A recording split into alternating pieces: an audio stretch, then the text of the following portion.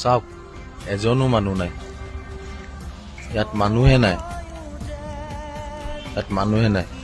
কিন্তু এই কুকুৰটো ই কি বুজি পায় কওক, ই কি বুজি পায় বেচেৰাটো। এই জুবিন দাক পহৰা দি আছে দেই, সঁচাকে দেই। ঈশ্বৰৰ পুত্ৰ এনে নাই কোৱা তেওঁ, ই এৰি নাই যোৱা। এটাও মানুহ নাই, 4:30 বাজিছে, খালী, সম্পূৰ্ণ খালী। কিন্তু ই জুবিন দাক এৰি নাই যোৱা নে? ভালে আছ? সদায় ইয়াতে থাকিবি দেই জুবিন দাৰ ওচৰত।